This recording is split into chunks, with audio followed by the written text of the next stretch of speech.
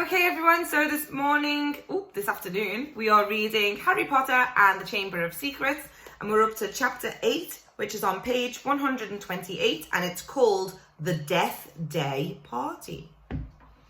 October arrived, spreading a damp chill over the grounds and into the castle.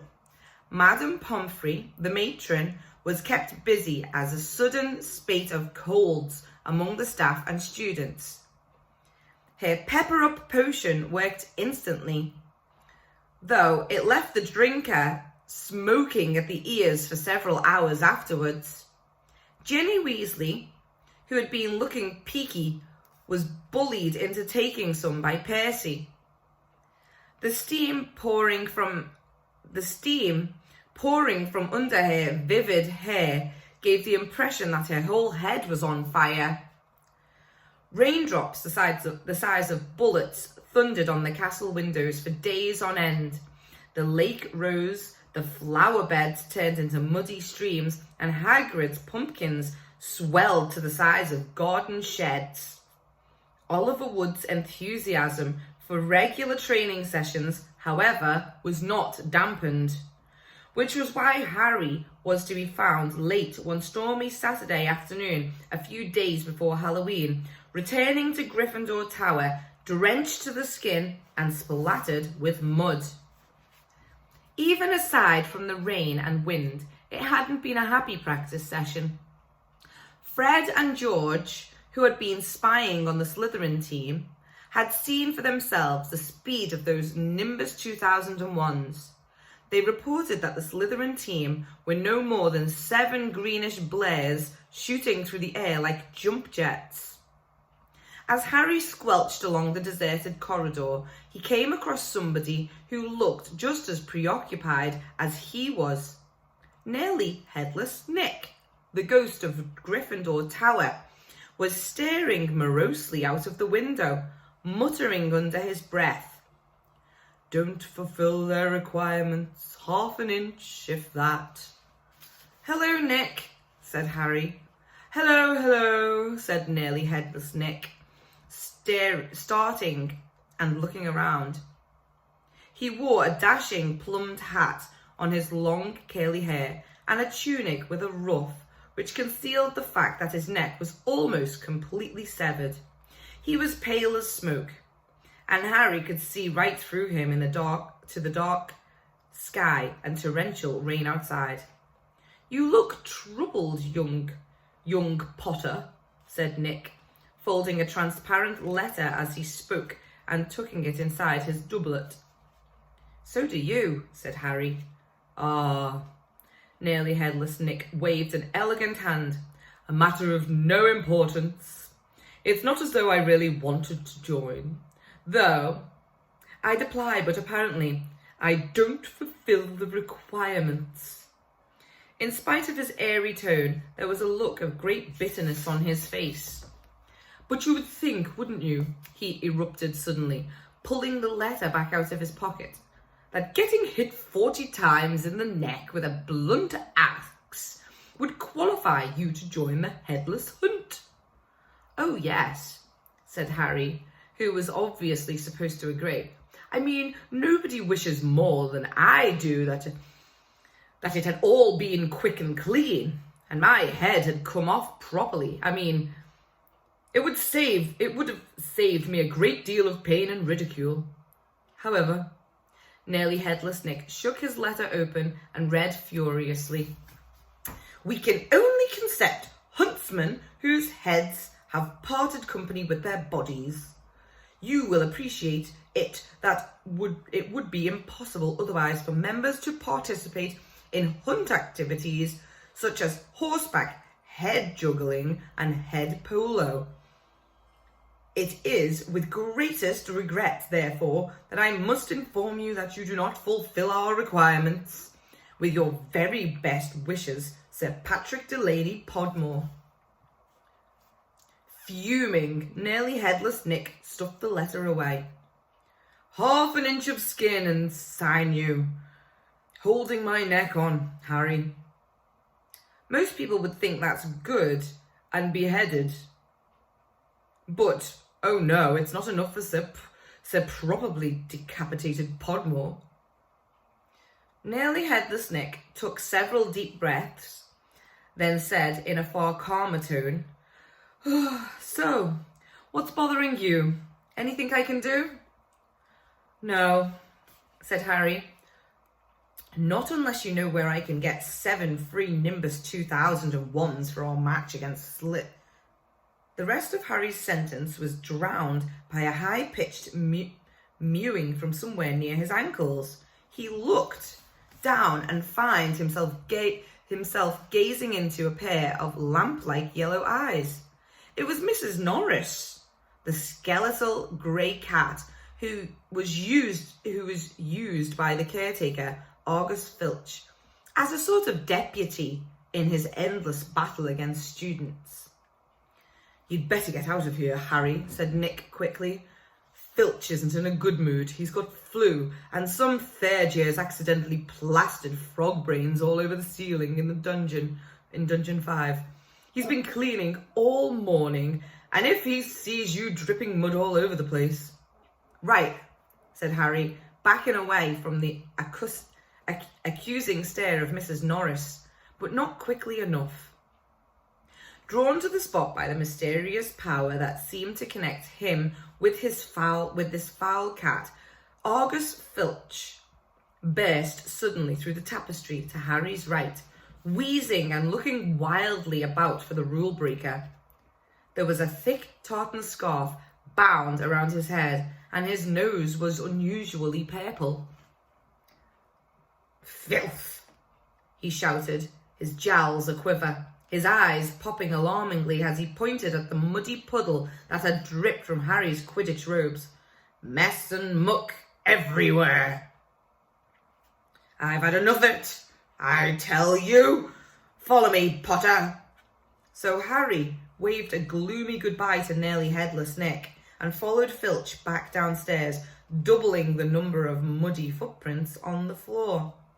Harry had never been inside Filch's office before. It was a place most students avoided.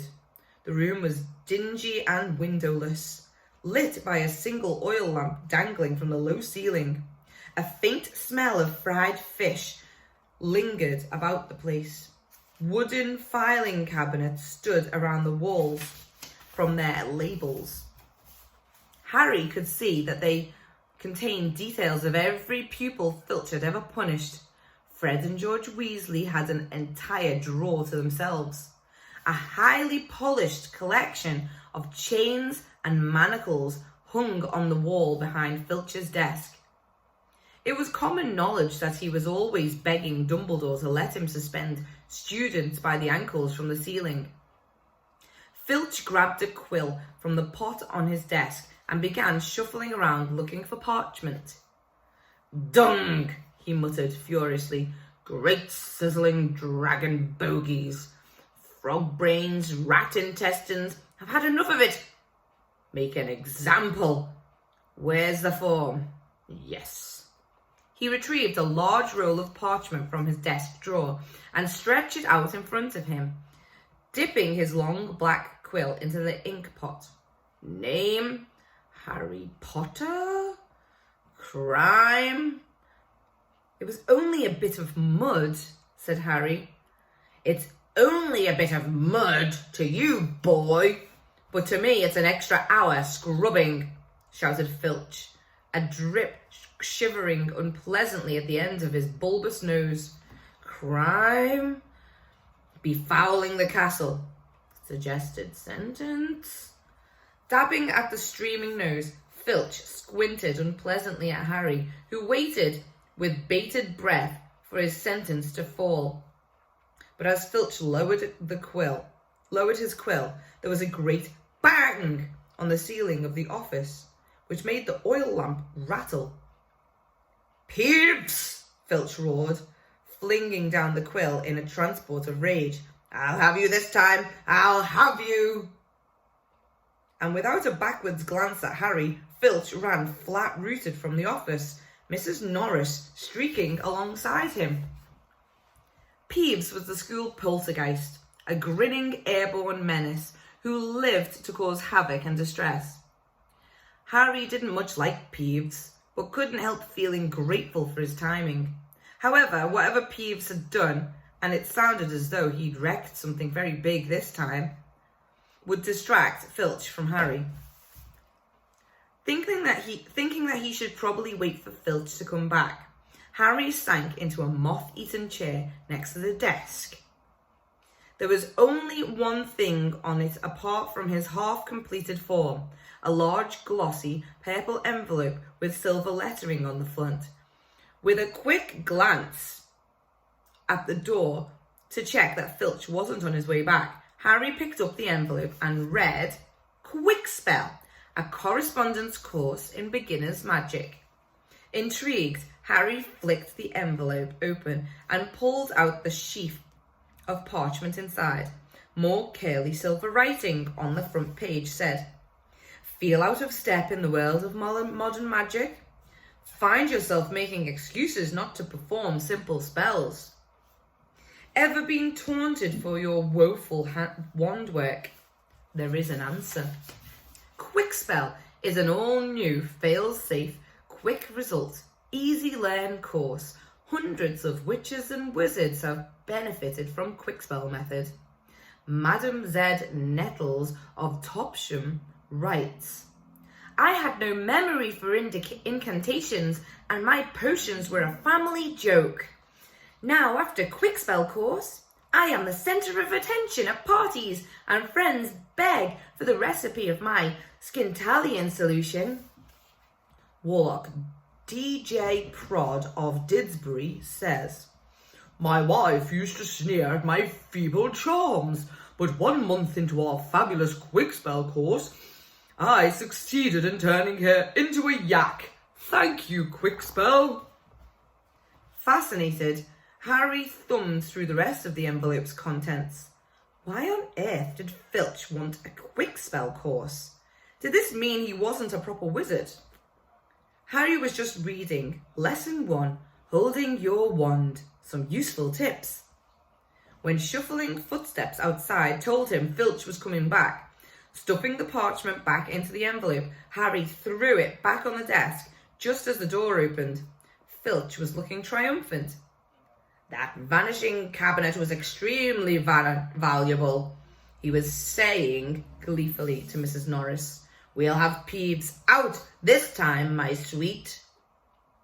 His eyes fell on Harry and then darted to the Quickspell envelope, which, Harry realised too late, was lying 2 feet away from where it had started. Filch's pasty face went brick red. Harry braced himself for a tidal wave of fury. Filch hobbled across to his desk, snatched up the envelope and threw it into a drawer. Have you? Did you read? He spluttered. No, Harry lied quickly. Filch's knobbly hands were twisting together. If I thought you'd read my private... No, that it's... Not that it's mine, it's for a friend. Be that it may, however. Harry was staring at him, alarmed. Filch had never looked madder. His eyes were popping. A tick was going in one of his pouchy cheeks, and the tartan scarf didn't help. Very well, go. Don't breathe a word. Not that, however, if you didn't read, now just go. I have to write up Peeves's report. Go. Amazed at the look, Harry sped out of the office, up the corridor and back upstairs. To escape from Filch's office without punishment was probably some kind of school record. Harry, did it work? Nearly headless Nick came gliding out of the classroom behind him. Harry could see the wreckage of a large black and gold cabinet which appeared to have been dropped from a great height. I persuaded Peeves to crash it right over Filch's office, said Nick eagerly. Thought it might distract him. Was that you? Said Harry gratefully. Yeah, it worked. I didn't even get detention. Thanks, Nick. They set off up the corridor together. Nearly headless Nick noticed Harry noticed was still holding Sir Patrick's rejection letter. "I wish there was something I could do for you about the headless hunt," Harry said. Nearly Headless Nick stopped in his tracks, and Harry walked right through him. He wished he hadn't. It was like stepping through an icy shower. "But there is something you can do for me," said Nick excitedly. "Harry, would I be asking too much? But no, you wouldn't want."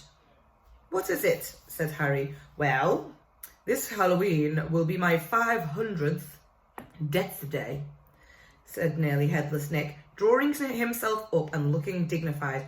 "Oh," said Harry, not sure whether he should look sorry about this. "Right. I'm holding a party down in one of the roomier dungeons. Friends will be coming from all over the country. It would be such an honour if you would attend. Mr. Weasley and Miss Granger would be most welcome too, of course, but I dare say you'd rather go to the school feast." He watched Harry on tenterhooks. "No," said Harry quickly. "I'll come." "My dear boy, Harry Potter, my death day party, and," he hesitated, looking excitedly, "do you think you could possibly mention to Sir Patrick how very frightening and impressive you find me?" Of course," said Harry. Nearly Headless Nick beamed at him. "A death day party?" said Hermione keenly, when Harry had changed at last and joined her and Ron in the common room. "I bet there aren't many living people who can say they've been to one of those. It'll be fascinating." "Why would anyone want to celebrate the day they died?" said Ron, who was halfway through his potions homework and grumpy. "Sounds dead depressing to me." Rain was still lashing the windows outside, which were now inky black, but inside all looked bright and cheerful. The firelight glowed over the countless squashy armchairs where people sat reading, talking, doing homework, or, in the case of Fred and George Weasley, trying to find out what would happen if you fed a filibuster firework to a salamander. Fred had rescued the brilliant orange fire-dwelling lizard from a Care of Magical Creatures class, and it was now smouldering gently on a table surrounded by a knot of curious people. Harry was on the point of telling Ron and Hermione about Filch and the Quickspell course, and when the salamander suddenly whizzed into the air, emitting loud sparks and bangs as it whirled wildly around the room. The sight of Percy bellowing himself hoarse at Fred and George, the spectacular displays of tangerine stars showering from the salamander's mouth, and its escape into the fire, with accompanying explosions, drove both Filch and the Quickspell envelope from Harry's mind. By the time Halloween arrived, Harry was regretting his rash promise to go to the Death Day party. The rest of the school were happily anticipating their Halloween feast. The great hall had been decorated with the usual live bats. Hagrid's vast pumpkins had been carved into lanterns large enough for 3 men to sit in, and there were rumours that Dumbledore had booked a troupe of dancing skeletons for the entertainment. "A promise is a promise," Hermione reminded Harry bossily. "You said you'd go to the Death Day party." So at 7 o'clock, Harry, Ron and Hermione walked straight past the doorway to the packed Great Hall, which was glittering invitingly with gold plates and candles, and directed their steps instead towards the dungeons. The passageway leading to Nearly Headless Nick's party had been lined with candles too, though the effect was far from cheerful. These were long, thin, jet black tapers, all burning bright blue, casting a dim, ghostly light even over their own living faces. The temperature dropped with every step they took. As Harry shivered and drew his robes tightly around him, He heard what sounded like 1,000 fingernails scraping an enormous blackboard. "Is that supposed to be music?" Ron whispered. They turned a corner and saw nearly headless Nick standing at a doorway hung with black velvet drapes. "My dear friends," he said mournfully, "welcome, welcome. So pleased you could come." He swept off his plumed hat and bowed them inside. Okay guys, we're going to stop there because that is the end of page 138 and there are 10 more pages to go. So we're still on chapter 7, the Death Day Party. So we're going to pause there and end our video there.